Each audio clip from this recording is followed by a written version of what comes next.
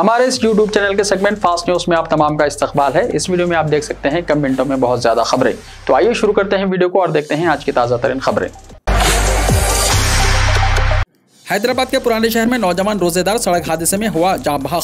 हैदराबाद के पुराने शहर में गुज़िश्ता रोज पेश आए एक सड़क हादसे में नौजवान रोजेदार जाँ बहक हो गए। यह हादसा पुराने शहर के किशनबाग असद बाबा नगर में 4 शंबे को इफ्तार से अहन पहले पेश आया। नौजवान की शनाख्त 22 साल शेख सोहेल के तौर पर की गई है। वो हसन नगर में गोदाम पर काम पर जा रहे थे कि MJ पैलेस के करीब रॉन्ग साइड आने वाली बाइक ने उनको टक्कर मार दी, जिसके नतीजे में वो मौके पर ही हलाक हो गए। उनके वालिद जाकिर ने मीडिया को बताया कि सोहेल उनके इकलौते फर्जंद थे और हालत रोजे में थे। उनकी शादी 6 महीने पहले हुई थी और वो हसन नगर के एक गोदाम में काम करते थे। इस सिलसिले में बहादुरपुरा पुलिस से शिकायत की गई है।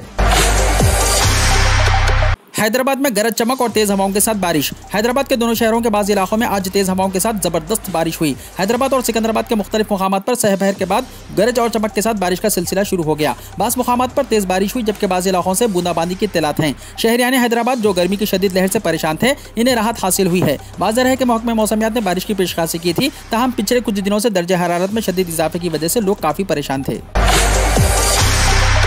रकम की वसूली पर हैदराबाद में पुलिस कांस्टेबल मुलाजिमत से हुआ बरतरफ। हैदराबाद में नौजवान लड़के और लड़की को डरा धमकाकर उनसे रकम वसूल करने वाले पुलिस कांस्टेबल को मुलाजिमत से बरतरफ कर दिया गया है। कमिश्नर पुलिस हैदराबाद CV आनंद ने बोवनपल्ली पुलिस स्टेशन से वाबस्ता कांस्टेबल आकाश भट्ट को महकमे जाती तहकीकात के बाद बरतरफ कर दिया है। 15 अप्रैल को पेट्रोलिंग की ड्यूटी के दौरान उसने प्रवीण कुमार और उनके साथी को बोवनपल्ली डेयरी फार्म के करीब देखा और उनकी सरजरिश की। उसने शुरू में 14,000 रुपये की रकम मुतासरीन से हासिल की और उनके फोन नंबरात को नोट करने के बाद उनको जाने की इजाजत दे दी। बाद आकाश भट्ट ने उनसे मजीद 15,000 रुपये हासिल किए। इस सिलसिले में शिकायत मिलने के बाद बोवनपल्ली पुलिस ने कांस्टेबल के खिलाफ मुकदमा दर्ज करके उसे गिरफ्तार कर लिया और उसे फौरी असर के साथ खिदमत से बरतरफ कर दिया गया।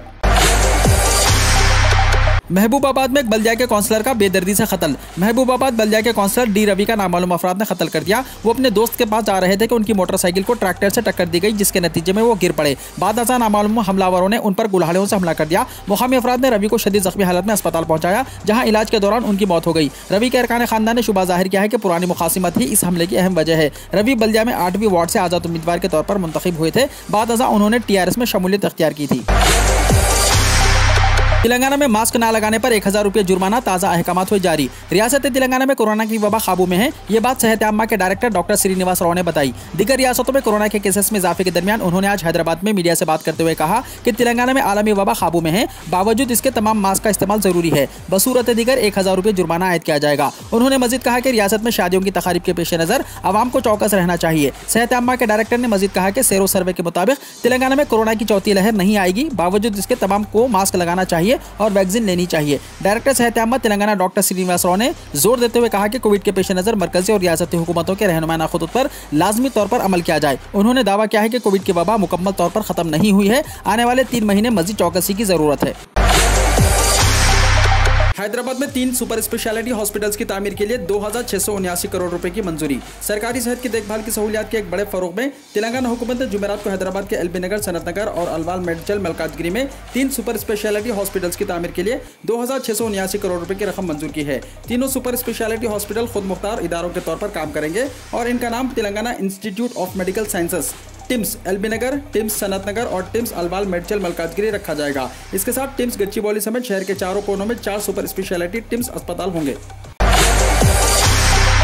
मस्जिदों से लाउड स्पीकर न हटाने पर श्रीराम सेना की धमकी। लाउड स्पीकर पर अजान के तनाजे के दरमियान कर्नाटका में श्रीराम सेना ने रियासती हुकूमत को अल्टीमेटम दिया है। श्रीराम सेना के सदर प्रमोद मतालिक ने कर्नाटका हुकूमत को 9 मई से पहले मस्जिदों से लाउड स्पीकर हटाने का अल्टीमेटम नोटिस जारी किया है। मिस्टर मतालिक ने इंतबाह दिया है कि अगर उनके मुतालबात मुकर्ररा वक्त में पूरे नहीं होते तो उनके कारकुनान मुख्तलिफ मंदिरों और मठों से हनुमान चालीसा, ओमकारा और भजन बजाना शुरू कर देंगे। उन्होंने कहा कि तंजीम ने 9 मई से मुख्तलिफ मंदिरों और मठों से दिन में 5 बार लाउड स्पीकर पर हनुमान चालीसा, ओमकारा और भजन बजाने का फैसला किया है।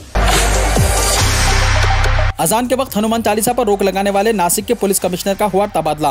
महाराष्ट्र में लाउड स्पीकर तनाजे के दरमियान गुज़िश्ता दिनों नासिक के पुलिस कमिश्नर दीपक पांडे ने हुक्म जारी किया था कि अजान के वक्त किसी को भी लाउड स्पीकर से हनुमान चालीसा या भजन बजाने की इजाजत नहीं दी जाएगी। उनका अब नासिक से तबादला कर दिया गया है। दरअसल महाराष्ट्र हुकूमत ने बुध के रोज 40 सीनियर अफसरों का तबादला या प्रमोशन किया है। इस फहरिस्त में नासिक पुलिस कमिश्नर दीपक पांडे का नाम भी शामिल है। इनके नाम पर सभी की तवज्जो इसलिए जा रही है क्योंकि उन्होंने नासिक में मस्जिदों के 100 मीटर के दायरे में अजान से 15 मिनट पहले और बाद में लाउड स्पीकर पर कोई भी मजहबी भजन या गाना ना बजाने का हुक्म दिया था।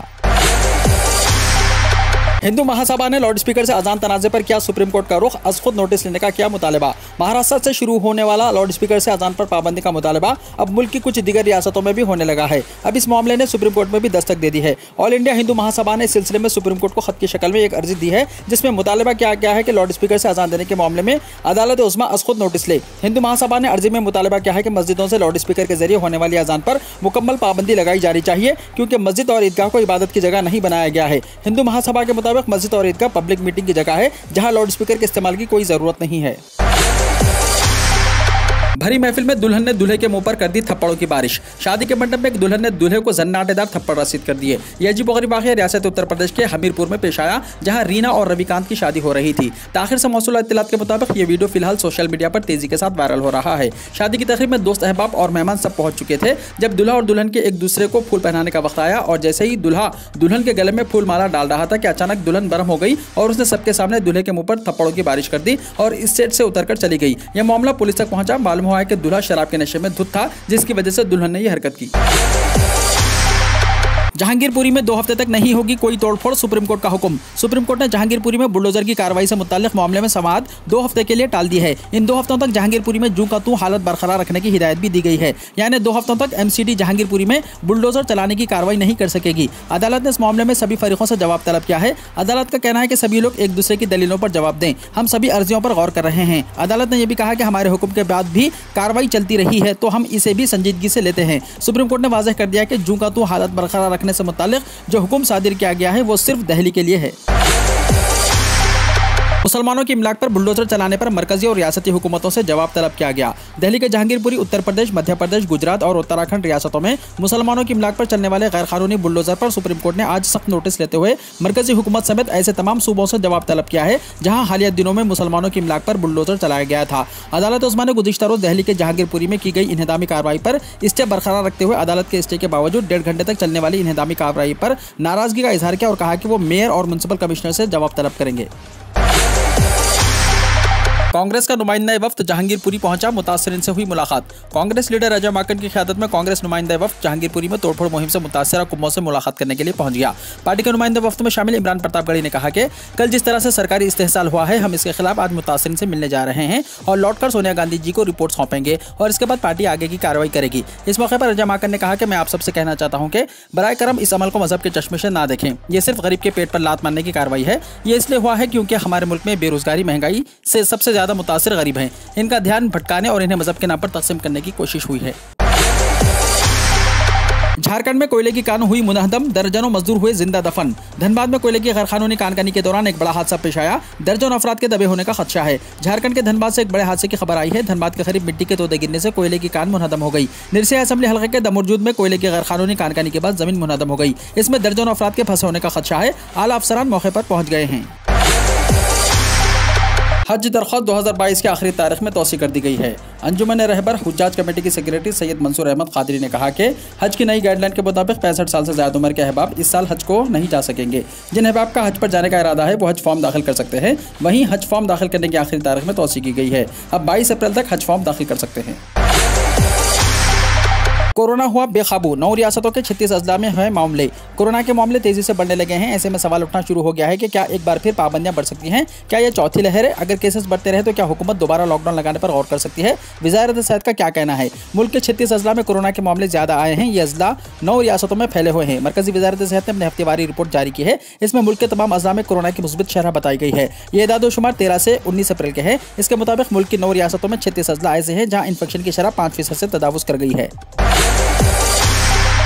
दिल्ली में कोरोना डीडीएम का फैसला, मास्क ना पहनने पर लगेगा 500 रुपये का जुर्माना, खुलेंगे स्कूल्स। दिल्ली में एक बार फिर पाबंदियों का दौर लौट आया है। कोरोना के बढ़ते हुए केसेस के पेश नजर अब मास्क पहनना लाजमी करार दे दिया गया है। मास्क ना पहनने वालों को 500 रुपये जुर्माना अदा करना पड़ेगा। आज डीडीएम में यानी दिल्ली डिजास्टर मैनेजमेंट अथॉरिटी की जायजा मीटिंग में इस पर तबादला ख्याल किया गया। ओहदेदारों ने बताया कि डीडीएम ने मीटिंग में फैसला किया है कि स्कूल बंद नहीं होंगे बल्कि एक नए AOP यानी स्टैंडर्ड ऑपरेटिंग सिस्टम के तहत काम करेंगे। पंजाब में भी मास्क लगाना लाजमी करार दिया गया है। फिलहाल जुर्माना आयद नहीं होगा। कोरोना वायरस के बढ़ते हुए खतरे के पेश नजर आम आदमी पार्टी की पंजाब हुकूमत ने अहम फैसला लेते हुए रियासत के लोगों को भीड़ वाली जगहों पर मास्क पहनने की हिदायत की है। ताहम पंजाब हुकूमत ने फिलहाल मास्क नहीं लगाने वाले पर किसी तरह के जुर्माने का ऐलान नहीं किया है। पंजाब हुकूमत ने एक बयान जारी करते हुए इसकी इत्तला दी।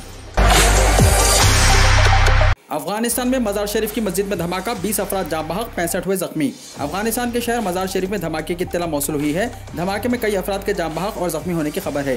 TRT वर्ल्ड ने मुकामी तालिबान कमांडर के हवाले से बताया कि शुमाली अफगानिस्तान के शहर मजार शरीफ में एक शिया मस्जिद में होने वाले धमाके में कम से कम 20 अफराद हलाक या जख्मी हो गए हैं।